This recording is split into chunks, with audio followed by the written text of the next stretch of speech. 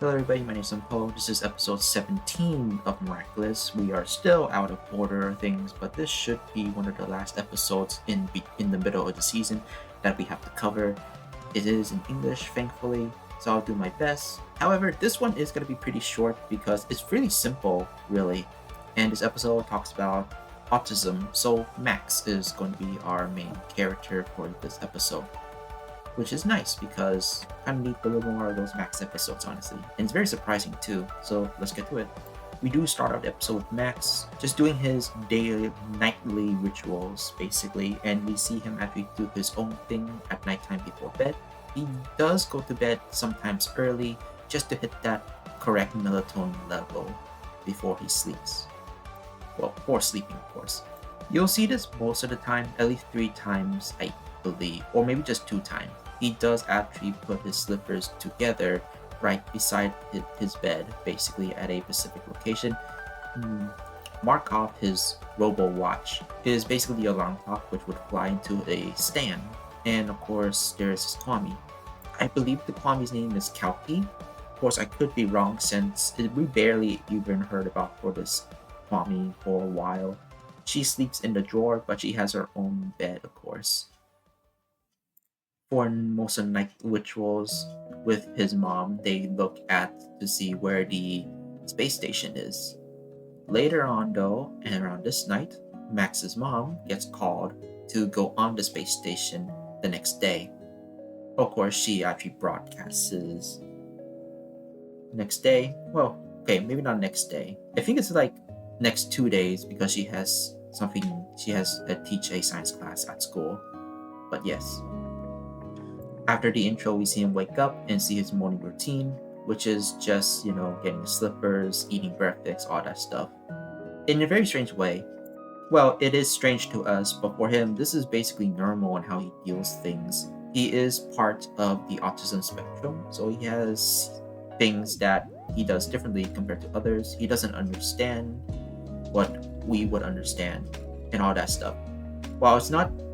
While it is basically an example of one, it's really good, and it's basically the signs of basically people with autism. For one thing, he likes his jam to be evenly spread perfectly, at least close to perfect.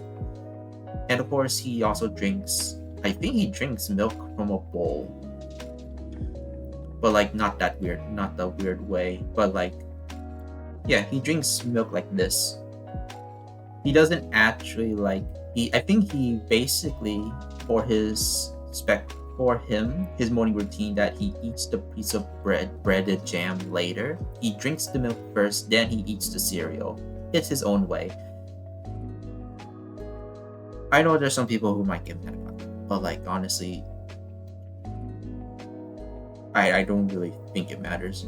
At the same time, we do see Marinette's morning routine, which is just getting up a little late and, well, just maybe tripping down some stairs, honestly. She landed in a basket full of clothes.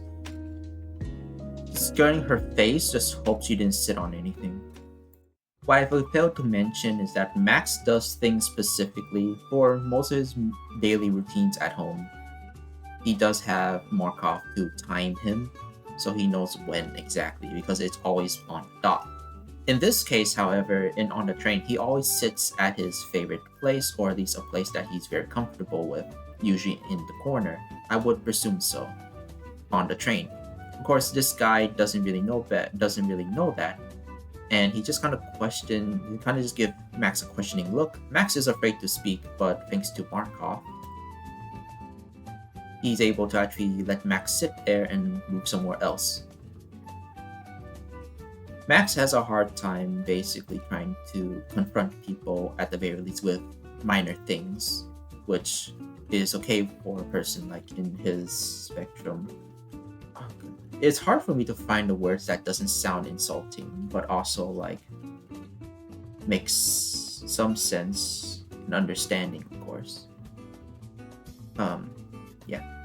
At science class, it's basically their teacher, or Max's mother in this case, basically tells them that she will be on the space station soon, with the rest of the class questioning, what would she do up there, and how would Max actually feel about it when she's basically kind of gone.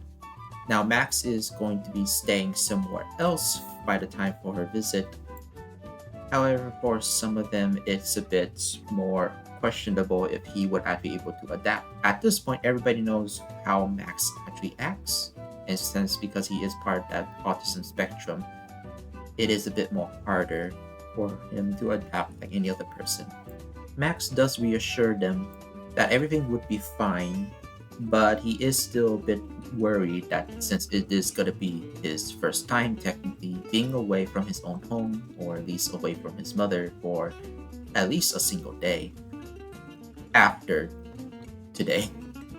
Marinette did actually give out a good plan that maybe during the times before her mother is ready to actually go to the space station, he can actually, go to one of their homes and sleep for the day. Basically a testing sleepover, just so that Max can get used to being in places different than his and actually get used to, customs that are not exactly his own.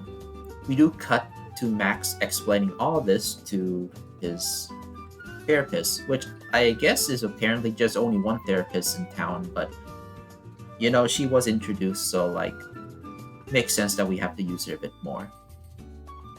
Of course, with the encouragement from the therapist that this idea of actually visiting at least one home a day, basically just to get used to places that are new, is a good idea. Only if he is comfortable, of course. And of course, the mother does actually support this twice. Once in school, once the idea was out, and of course supporting Max's decision and actually going through it after the therapist session. Marinette is actually getting ready for Max to come over, since because Max told Marinette that he'll be visiting her. The reason why, well, I'll tell you the reasons why later. But Marinette actually plans for Max to feel much more at home, which means cooking his favorite food, and of course making the guest room a bit more similar to his room. Back at Max's home, he is ready to pack up with Markov and Kalki. Yes, I still believe its name's Kalki. They're basically having this type of argument while Kalki is trying to tell him that he could just visit his mother anytime he wants. With the horse Miraculous's power, Markov does bring the reality that the rules stated by the Guardian that powers like these cannot be used for personal reasons. It's a bit wishy-washy sometimes here and there, but it's only by a matter of, other stuff. While this rule is pretty good for people who are basically given Miraculous as holders. They're not exactly the main superheroes, just like with Cat Noir and Ladybug when they were given theirs, so it's a bit different to say the least. A lot of loopholes, but this rule is still pretty okay, and if we're really going towards it, I'm only going to say this once. I do believe that Marinette does actually learn to control her self-urges for using her Miraculous unless it's fully necessary, of course. So right now, it's already kind of similar to nighttime at this point. I think it's like around the evening. Max is actually at Marinette's house right now. And the reason why Max actually chose Marinette is because, well, not only she's the most kind in as far as his experience, and also that her parents are the most understanding, it's actually best for him to actually stay with her for the first night because he's very used to Marinette's ways of doing things. Like sometimes like overthinking it and all that other stuff. However, hearing about this, knowing that Max is okay with Marinette because she's different enough, she knows that she was overthinking things and decides to reverse everything she planned. Right. Yeah, she's trying to basically remake Max's guest room into something a bit more what was normally. And while she's trying to do her best, it's actually confusing Max and basically making Max a bit uncomfortable. And not because of this, not because of what she's doing right now, it's just because of stuff that she's explaining things. I think if Marinette was able to explain normally and maybe just tell the truth, maybe Max would understand a bit more. But of course, Max, while a little uncomfortable, this isn't really up there for weirdest things Marinette has done to make him uncomfortable. This is actually barely a 2, so on a scale of 1 to 10 possibly, on the scale of Marinette being weird, this is actually just a 1, which is surprising to say the least. I would have given this a 3, but you know. If you can see this red thing here, that's basically the velvet heart.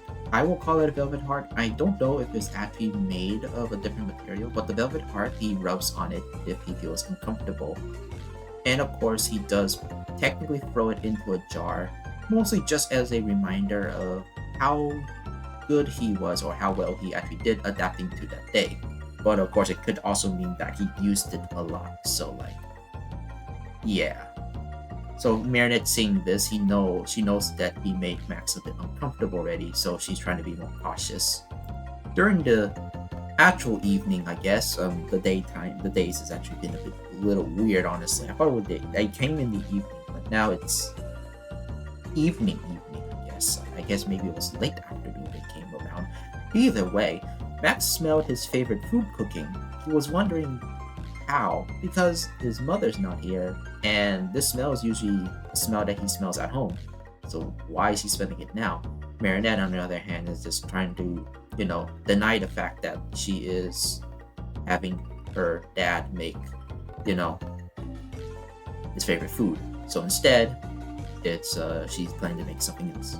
A lot of pastries, of course, but Max kind of left, and Marinette is a bit concerned, of course, with the parents actually being a little concerned for themselves, feeling a little disappointed, but Marinette is again overreacting.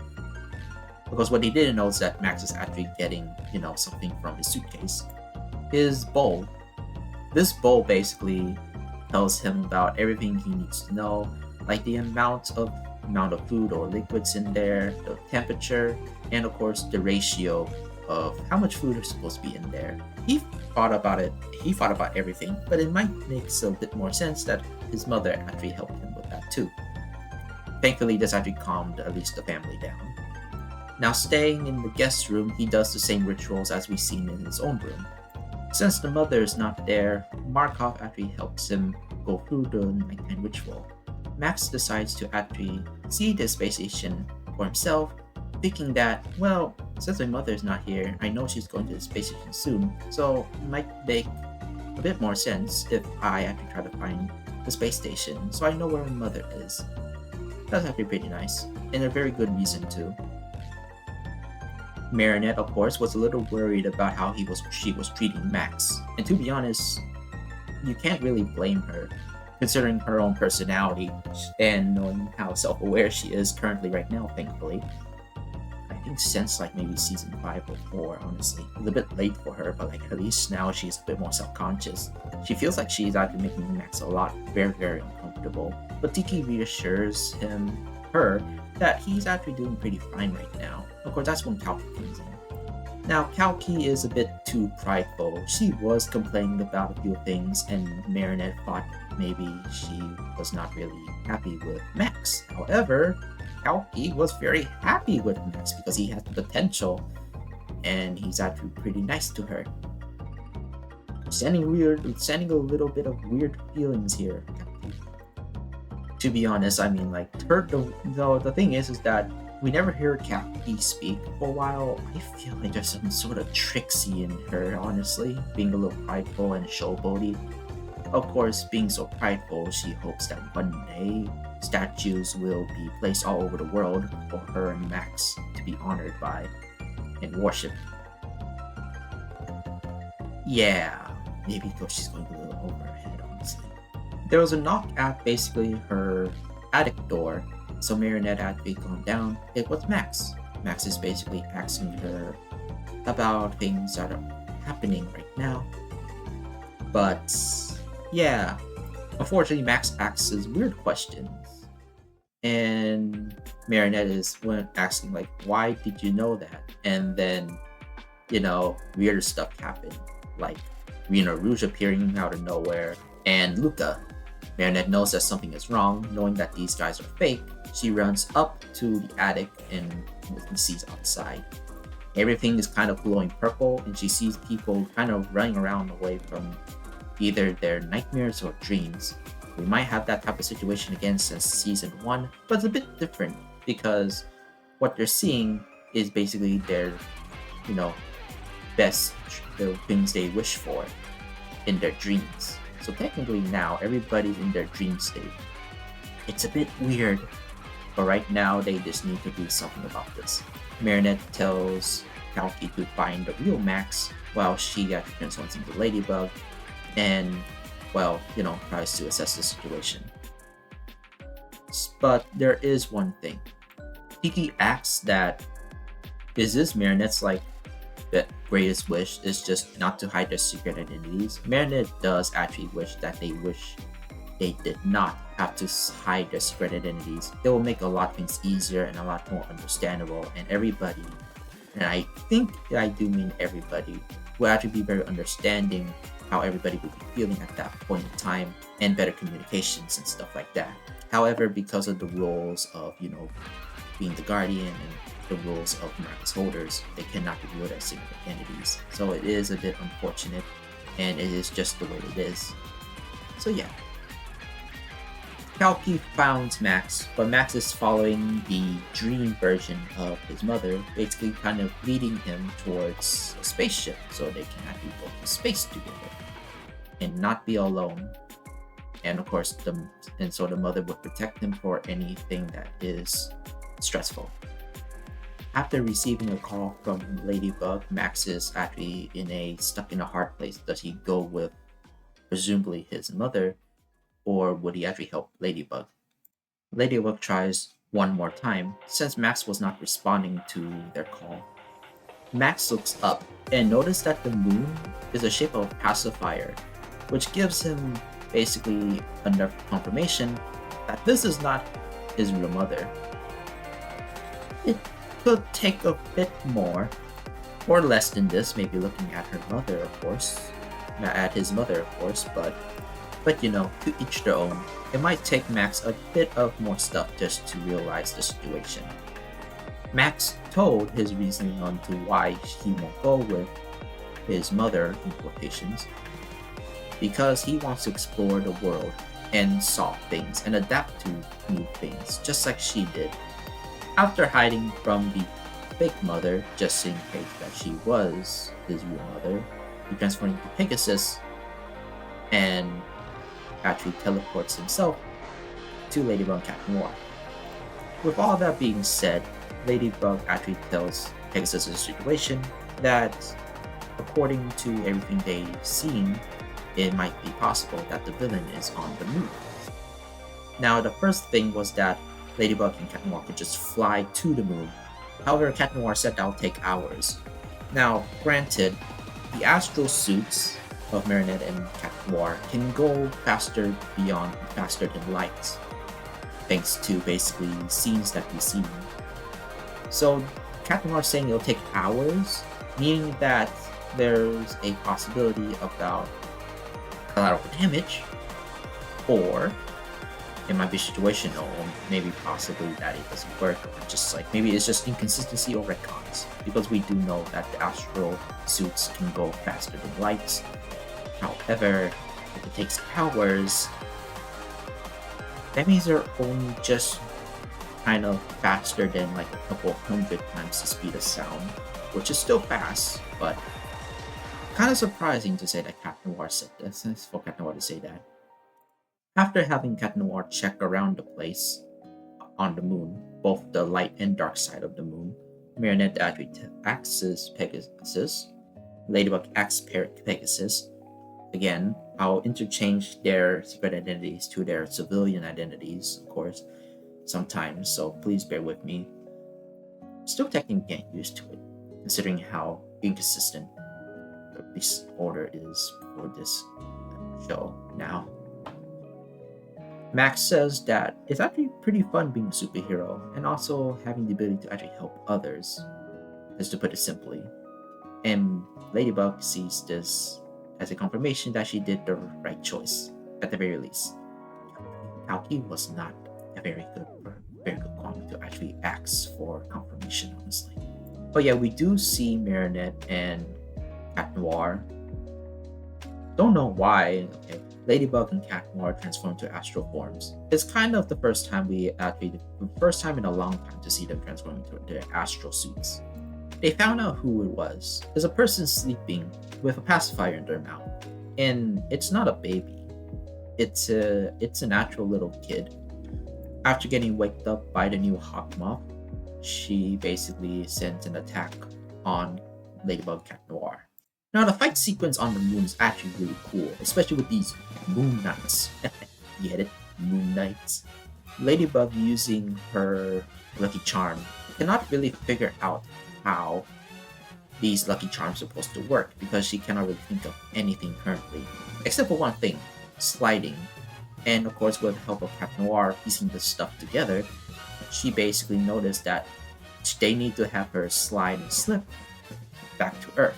Thankfully, Pegasus was there to catch her. After all that, and of course the acclimatizing the villain, everything's kind of back to normal.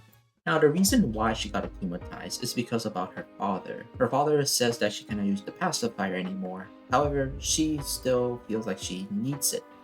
Max can relate to this, as most people, or some people, of course, anyone for that matter, has their own rituals, and sometimes those rituals, objects, even the pacifier, basically it's just something very important to them. But it will take time for them to actually get over it and adapt to other things. Max has a lot of experience about this. Not the pacifier specifically, but his own rituals and how things can change. And of course, for the pacifier, it takes time and until she's ready for it. Now the father says that, she can't. Ladybug offers to actually talk to her father, and it's up to the girl to know when she's actually ready to let it go or not. We can definitely say that this girl is somewhere on the autism spectrum, just like Max. Now, I haven't said much about the fight scene, but the fight scene beforehand after this is actually pretty good. Just seeing these Moon Knights just throw their spears and have infinite amount of spears apparently, with Cat Noir actually doing some good reflexes and trying his best on ground battle on the moon is actually pretty fascinating, with Marinette trying to dodge in the air. Going back right now to the end of the episode, Marinette basically talks to Max and asks him if everything's okay for his first time. Max says it was super stressful, but he kind of already understands Marinette and her family, and thanks to their support, kind nature, and understanding, he feels pretty comfortable. Not exactly the same, but it's okay. They were going to eat like Max's favorite food for breakfast. However, while Max appreciates the sentiment, he prefers to have his usual breakfast. And Marinette does too. And that's basically the end. Although, we do have one last thing. Before the ending of that scene, we have this, which is this we all know it's Lyra. Unfortunately, we already know, thanks to the spoilers of the future episodes, because it's episode 17. We already watched episodes past 17 at this point. This new Hawkmoth is actually writing a letter, and that same letter was given to Max for some reason. After talking to the therapist and giving the therapist this letter, the therapist concludes that this is a love letter to Max. Max asks who. She doesn't know because it was a sign. And it looks like it's up to Max to solve that mystery. Pretty interesting. Now this means two things. Either that this is a trick or a message that the new Hawkmoth wants to send to Max because she knows something. Or she understands him. Or she's in love with him because this is a love letter. Who freaking knows? And that's the end of the episode. Overall, I do think this episode is actually pretty decent, and it actually explains a good amount of stuff of what a autistic person would do, see, and act. At least on Max's spectrum. Now, because of this, and I already know, and some people should already know, that people that are autistic do have their own certain ways of doing things. They're not the same, and some of them do things differently from others and actually approach situations differently than others as well. Be it normal people being the quote unquote normal person, or other people on the spectrum, a different aspect of that spectrum. I think they did a pretty good job explaining stuff here and really reiterating about how a autistic person would actually do stuff. Unfortunately, I don't remember what episode it was, but I did remember that one of the episodes it was mentioned that Max was autistic. This episode explains a bit more, but I'm getting a feeling that this episode was supposed to be meant first for Max, so we already know that he was autistic. Other than that, I give this episode at least an 8 out of 10. It's a spectacular episode, not exactly too action-packed, but very informative on at least autistic people and their mindset, and specifically Max. We do need a little bit more Max, honestly. And yeah, the only reason why it's not like a 9 or a 10 is because, well, the action, technically, the action was really, really good, and the choreography was really good too. The only problem is that our main villain is just a relation to Max in terms of problems, and of course, maybe also on the autistic spectrum, but not exactly enough to see who this villain was and their background, which I think is a running theme for season 6. Season 6, at the most part, seems to be that type of season where we're getting more screen time for the secondary characters, but Miraculous was really well known to give side characters their story to shine. And unfortunately, it does seem like season 6 is going away from side characters building up their character. Even though it might be meaningless, it was good to see the world building a bit more. However, it is good to see established characters getting more screen time, so that's also good too. I guess things need to be sacrificed, but I do feel like that villain was pretty much shoehorned in for no apparent reason. Yep, that's about it. My name's Sampo. I'll see you guys next time. And spoilers for the other reviews, I guess. We're missing a lot, and I do mean a lot of episodes. Not to mention, not all of them are in English, and of course, the place that I used to watch the episodes is shut down for a bit, so I have to find a new place to actually watch these episodes. Hopefully, it'll come back soon, but it seems like the servers were down on that website. Other than that, thank you all for watching.